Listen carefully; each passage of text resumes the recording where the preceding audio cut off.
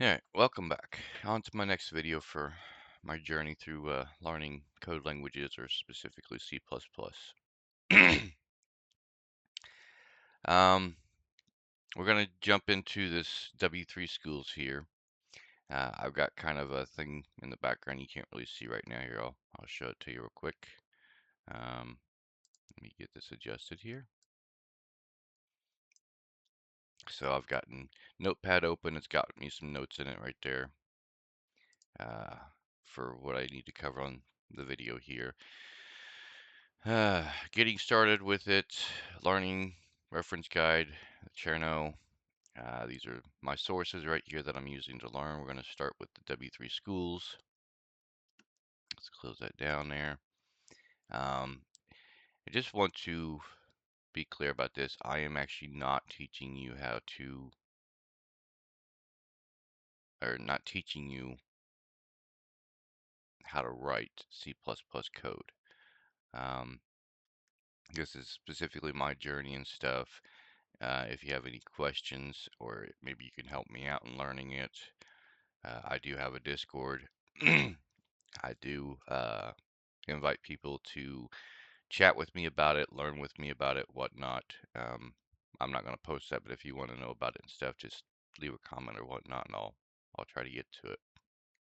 For the most part, though, I spend most of my time learning about it, and so this is my journey and stuff, and that's what I am sharing this with because it helps me to stay awake at the same time. Um, also, I'm kind of trying to inspire people to learn as well. So, anyways, let's get started on this. So, I have gone through all this before, but I'm going to go back through it again because I'm pretty sure there's probably things in here and stuff that I have forgotten already. The more I do it, the more I remember it, the more natural it becomes. Repeating it over and over again and stuff helps to build it into memory. So, I do have this open right here. I have the other tabs open as well on top, my sources, as well as my uh, text editor environment, whatnot. Start off with, I'll read through this real quick. Popular, C++ is a popular language. C++ is used to create programs, and some of the most used languages in game development. C++ development was developed as an extension of C, and both languages have almost the same syntax to them. Well, what's a syntax? Probably get into that later because I do see a section on syntax, so even though we don't understand it yet, we'll get to it. Examples in this chapter. So this is an example of what you're going to see as far as the code is concerned. Great spot to start off. We're going to go ahead and shrink that down so we can see both sides. I've already got part of that written out. The only part I don't have written out is using namespace. I don't really tend to use it too much. I did at first when I first started doing this, but I don't use it as much anymore. I prefer just to go ahead and write it all out. We'll get to that line of code here in a little bit. I think there's actually an explanation of that right there in here. So first thing we're going to do is go ahead and write this code out here.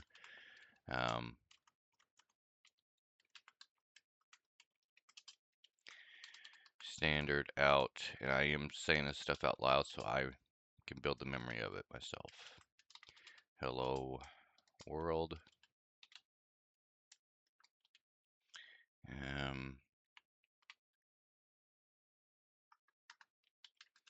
Return 0. And yes, I know this stuff may not make any sense to you, especially if you're just starting out with a language or whatnot. That's perfectly fine. I have found that in both Notepad and any other, well, Notepad and VS Code. I don't know about any others. Control S is the same thing as hitting the save button. So when you get so much code written into it, if your computer shuts down, crashes, the power goes out for some reason, whatnot and stuff, if you don't do a few saves while you're doing this, which control save is just a quick way of doing that, you're likely to lose all your work that you have just done if you end up having an issue where something shuts down or whatnot. So control save is a short way of doing that.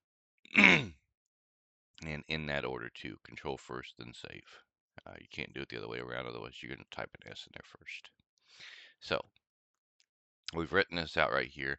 It doesn't really tell us what to do after that point in time, but we've written it out. I know what to do at this point in time, but it doesn't really tell us. We recommend reading this tutorial in the sequence listed on the left menu. C++ is an object-oriented language and some concepts may be new. Take breaks when needed and go over the examples as many times as needed to learn it. And then there's also exercises. I don't really do the exercises because um, I don't really know the answers to the exercises. If I was to start back out, like I said, my first journey and stuff, I couldn't answer this question right here. Now, yes, I can answer this question, but before I couldn't. So we're not going to do the exercises right now. If you want to do the exercises, you can. C++ quiz. I'm going to take a quiz. We're not going to take any quizzes right now. This is kind of the reference right here, keywords, IOStream objects, so forth, so on. So kind of the libraries and objects, but we haven't learned anything about any of that stuff yet. So the examples are the exercises, the examples, all this stuff right here. It's kind of thrown in there a little bit early, in my opinion. And then you also got a certification and stuff that you can get doing this and stuff. I'm not going to say that this certification is going to be great or bad. But until you can actually write your own code where it actually builds a program of your own that does exactly what you want, I'm going to say that the certification is not going to be of any help, because even if you get the certification and you go to say you can do it and you have the certification paper there saying you can do it, doesn't mean you can actually do it, especially when they sit you at a computer or cubicle and stuff. You can go to try to do something, you have no idea what you're looking at. So, can you do this? Yes, you can. Will it help you? I don't have a certification. I don't have any education on this except for what I'm doing right here myself. And I don't believe myself that I have enough knowledge of C++ myself to be able to even get a job using C++ in the actual field. So, moving on. Introduction. What is C++? C++ is a cross-platform language that can be used to create high-performance applications. C++ was developed by, so right there it says, I can't pronounce the name very well, but there it is. It's an extension of the C language. C++ gives programmers a high level of control over system sources and memory. That is the key point right there, because I do know that C++ allows you to control the memory a program uses in a computer. That's why it's such a great programming language. Um, we'll get into that later on, because I still don't fully understand that concept yet. The language was updated 5 major times in 11, 14, 17, 20, 23, and they are coming out with a 26 now. Since C++ has become a more popular language to use, they have started to update it every 3 years. Notice 11, 14 is 3 years between there. 14 to 17, another 3 years. So forth, so on. So this is 26, and they're updating it again with new things. So even though you learn this year and stuff, doesn't mean you're gonna have to go back and relearn it again. And in fact, you probably want to every 3 years and stuff or more refresh yourself on new concepts of C++ and stuff, since they've rebuilt it again and again and again. Why is C++? Why use C++? C++ is one of the world's most popular programming languages. Now, I don't know if that's actually true or not, but I would say it is probably one of, maybe not the most popular, but one of. I don't have the statistics on that, and I'm not going to look it up right now. C++ can be founded in today's operating system, graphical user interfaces, and embedded systems. C++ is an object-oriented programming language which gives a clear structure to programs and allows code to be reused, lowering development costs. Now, here's the thing and stuff. Me, myself, I have dyslexia. So when I go to read stuff, sometimes I end up reading, skipping words, misunderstanding words, mispronouncing words, so forth, so on. So yes, going through it multiple times helps me to actually understand what I'm reading and make sure I'm reading it properly. C++ is portable and can be used to develop applications that can be adapted to multiple platforms. It is fun and easy to learn. I will disagree with that. It can be fun, but it's not going to be easy to learn, um, just because it's so vast. There's so much to learn about C++. C++ is close to C, C Sharp, and Java. It makes it easy for programmers to switch to C++ or vice versa. I've not studied C Sharp yet. I've barely studied C. Have not really gotten too much into Java, so I do not know how accurate that sentence is right there. Difference between C and C++. C++ was developed as an extension of C. Both languages have almost the same syntax. I will agree with that. Both languages pretty much do, because you still do use a lot of the C language in C++. Um, because C was the original, C++ is extension, C++ is basically all the add-ons with it. I think C Sharp is the same way, but I haven't studied C Sharp yet, so. The main difference between C and C++ is that C++ supports classes and objects, while C does not. So there's your one difference right there. Getting started. Okay, so that's just, I'm going to go on to the next one. Try to, W3 Schools, you try C++ without installing anything. Our outline C++ editor runs directly in our browser, shows both code. I will agree with that. I mean, it does. Yes, I've already showed that in previous videos and stuff, but I still prefer to, when I see an example, write the example over my own editor and see what it looks like, see how it comes out, see what the editor does. This is not just teaching me C++, but it's also teaching me about the editor too. I am saying all this stuff and didn't realize I didn't switch the screens over. There we go. Sorry. Install C++. Yes, C++ is something you do have to install. Python may not be something you have to install. HTML, CSS are some things you don't have to install. C++ is something you have to install. Uh, if you want to be able to write C++ code on your computer, yes, you have to install onto your computer first. And that is going to be a weird and strange process to do. If you want to run C++ on your computer, you need two things. First, you're going to need a text editor, which VS Code, Notepad, so forth, so on. Yes, and it even says that, like Notepad. If you want, you're going to need a text editor like Notepad to write C++ code. A compiler. We haven't even gotten into that yet. A compiler is something else you're going to have to install on your computer. So yes, there's two things right there for this language that the other languages probably don't, especially HTML. HTML, you don't need a compiler. HTML, you can use simple Notepad for. You don't have to install it on your computer, but HTML is just a web design type of code. It will not create programs. Um, it is just the ability to make a website, uh, to share with others and stuff. Depends on your goals in mind and stuff for the website at that point in time, but yes. But yes, you're going to need a compiler like GCC. I don't know what GCC stands for, can't remember, to translate C++ code into language that the computer will understand. And I do know what that means now, but at the time when I was reading this, I did not know what it meant for a translator. Um, Basically, you are typing words into a text editor. You need some way for these words to be translated from the words to the actual machine language so the computer understands what you're saying.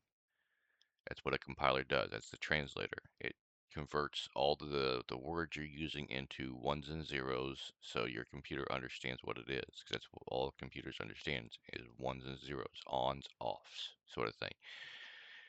You need a history of computer science to understand what that means.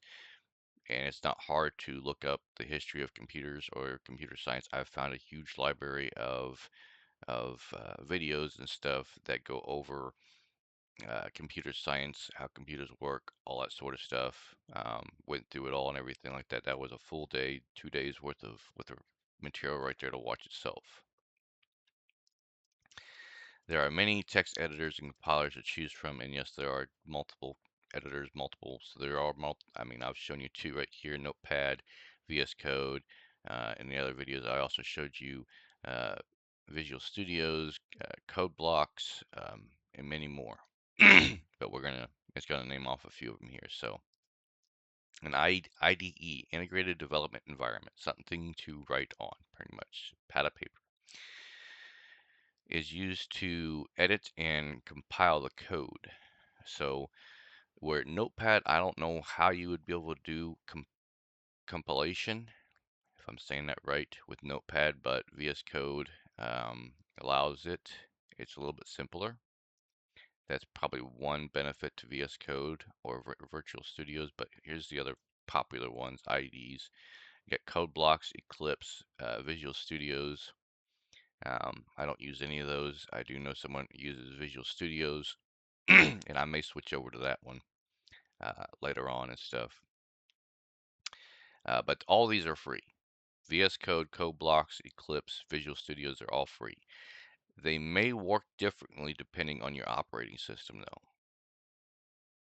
Windows, Mac, Linux, whatever. They may work differently just depending on the operating system. So first off, you're going to have to learn about the editor. Second, you're going to have to learn about the compiler. Third, you're going to have to learn about how it operates on your operating system, depending on your operating system. So that's a lot of learning right there. So that earlier phrase where it said this is easy, that's where I'm going to say I disagree with it. It's not easy. It's going to be some work. Uh, and I have done the studies and stuff to educate myself to figure out just what a lot of this stuff does. Um, the other editors, I have not studied into those yet too much, so I figured one editor is the same as the other editor, but it's not. So these are all free. They can be used to both edit and debug C++, and I didn't understand what debug was at the time. Note, web-based IDEs, like the one in this right here that runs this program right here, um, can work as well, but functionality is limited. Precisely. So even though you use this code on the built-in one for this right here, it's not going to work the same way as just doing the same thing over here on the left side. So what I'm doing on the right side here, yeah, my left hand, so my hands are opposite right now. So what I'm doing over here on the right side, reading through this stuff, if I use what they have for the editors, is not going to be the same as what I do over here on the left side. Because for one, like, yeah, well, we're not going to get into that right now. We keep going through this and stuff, it'll start to make more sense. And like I said, I've gone back and forth through all my sources, jumped back and forth, back and forth, back and forth to try to understand all this stuff, and it's finally starting to come together. Do I understand all of it yet? No, but there's still quite a few pieces missing. C++ quick start. Let's create our first C++ file. Open code blocks. Go to, and yes, right there, it's even saying use code blocks or whatnot. We're not using code blocks. Write the following into it and save it. Yes, we've already done that. I will tell you right now, VS Code and stuff, when you write any kind of anything into it and stuff. Um, for example, I'll just type out hello right here. Okay. Uh, there's a little circle right here. You can see it kind of come and go. That little circle right there indicates that the file has not been saved for what you just recently added to it. Give me just a second. Got something in my eye, I think.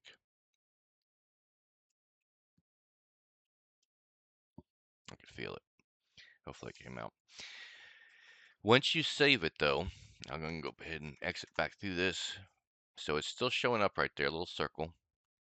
Once you Control S to save it, then it changes to an X. That's the indication it's been saved. So glancing up there, seeing that circle, oh, I haven't saved it yet, and got all this code. Control S real quick. Okay, now it's saved. Now if the power goes out, I'm good.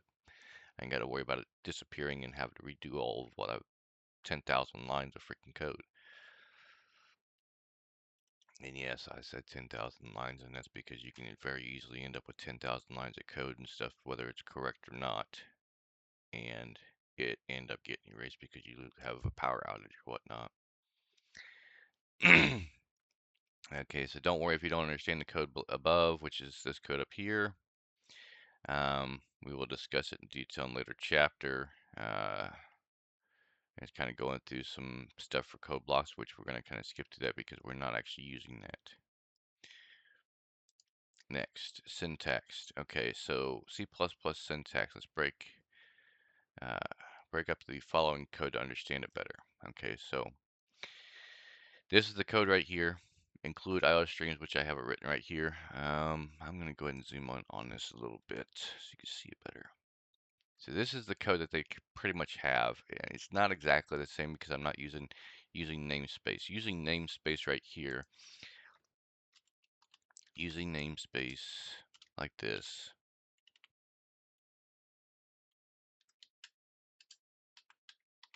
that right there, means that I don't have to have this part right here in there. But there's drawbacks to that. So that's why I don't use it right now. We'll get to those drawbacks later on. But yes, using this right here means it's like five more things I don't have to type. But if I continue typing more text down here,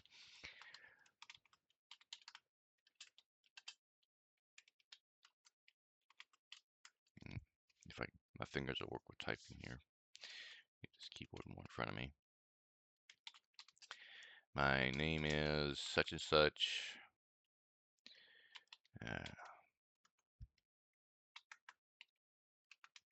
You see how I keep going through and having to add this every time? Well, saving those few keystrokes and stuff can kind of be limited with using this instead, but there's a reason why I don't use this, and I would prefer to go ahead and type it out this way, not to mention the fact that I also know another method of doing this without having to continuously type this out. So, do I use this? No, not right now. Will I use it in the future? Maybe. But right now, no.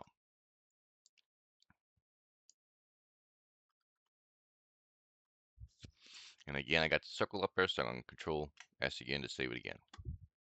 Okay, so the first line of this code, this one right here,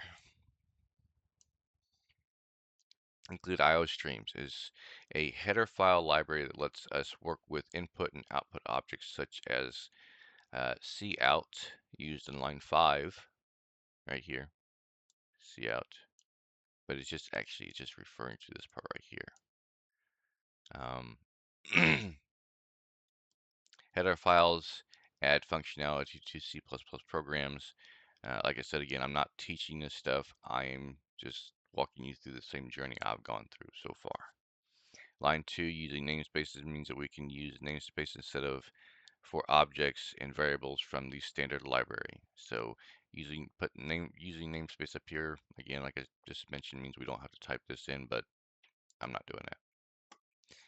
Okay, don't worry if you don't understand the include IO streams and using namespace works. Just think of it as something that almost always appears in your program. And that's not a true statement. It doesn't always appear in the program.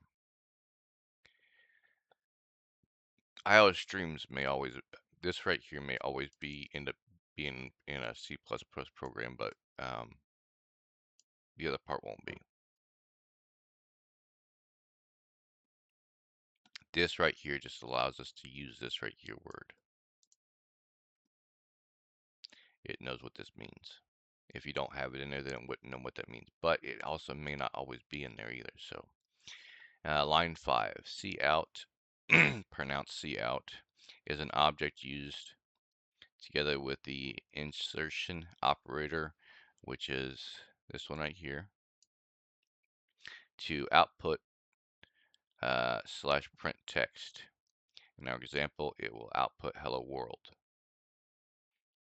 Now again, what you are missing from this, for one, I've already gotten C++ downloaded onto this PC.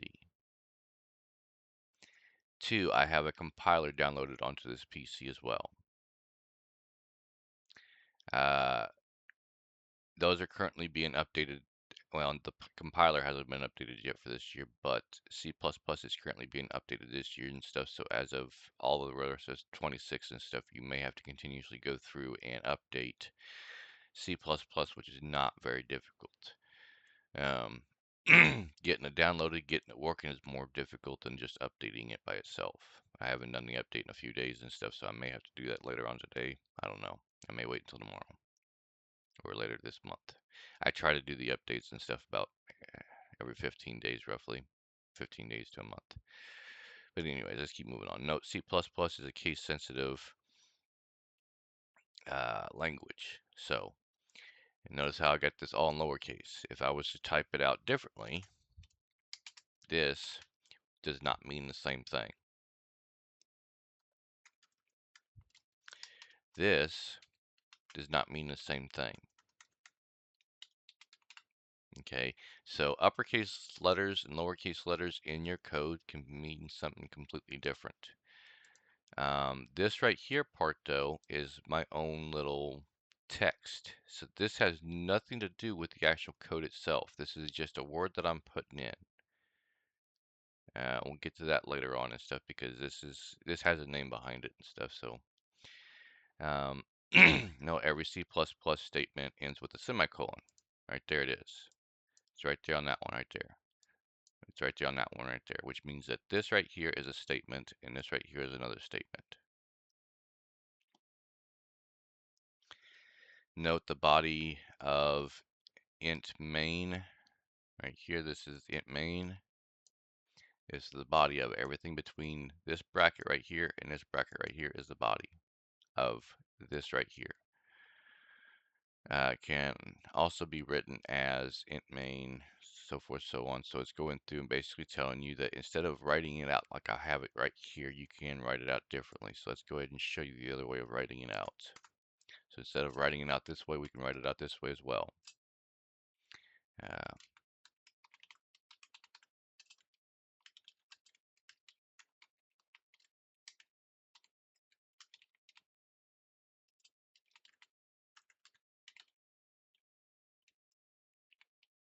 oops.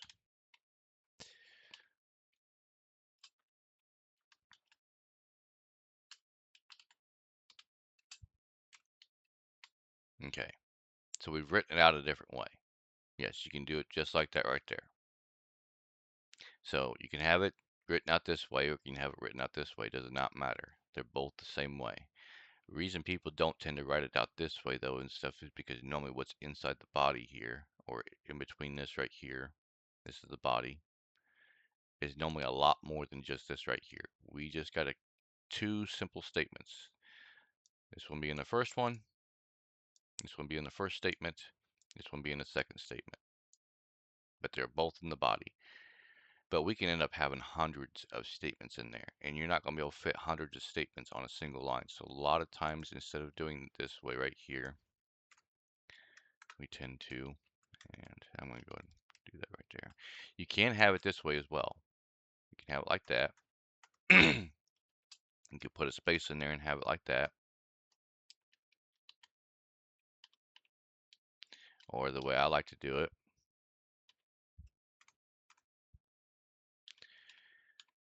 The spacing is not going to really matter.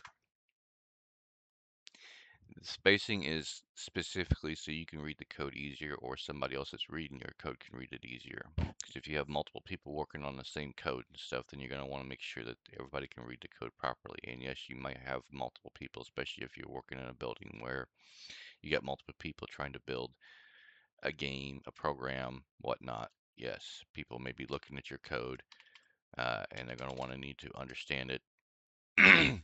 So making it easier for them to read just makes life so much easier. Now, I've not done any of that stuff yet. I am still learning. This is my journey. Again, if you want to make comments or whatnot, go right on ahead. I have no problem with that. So, remember the compiler ignores white spaces. Okay, so we haven't really gone through any of that yet, even though it's telling us remember to do that. No, we don't know about that yet. So we're just learning that the compiler ignores white spaces. So all this white space right here, any this right here after this colon right here, and this right here, it ignores that. Pretty much what the compiler sees is all this put into one line. This is what it sees. Line 6, which is this line right here, the return, ends the main function. Okay, so what is a function? Yeah, we're going to get into that later on. Do not forget to add the closing curly bracket, which is this one right here. It's always just a good idea to just go ahead and put it in there and stuff. You notice and stuff once I do put it in there. Why just, oh, I know why. There we go. You notice that when I put it up in here and stuff like this, it adds the front and back curly brackets to it. So that is just me basically putting the front one in there and the back one comes in automatically. I delete just the one and the other one deletes with it. Same thing with parentheses. You have the parentheses in there. It doesn't delete them both at the same time on that one, but you add one, the second one comes with it. You delete one, the second one goes with it. It's going to be there. The program already knows it's going to be there, so instead of just putting one in there, it's going to go ahead and put the other one in there for you. So all you got to do is it's just a little less work you have to do. Now, with Notepad, right here, this right here, it does not know that. So if you want to add that right there, you're going to also have to add that too. If you want to add that right there, you're going to also have to add this right here too. So you're going to have to type both of them in there. Notepad does not have that built into it.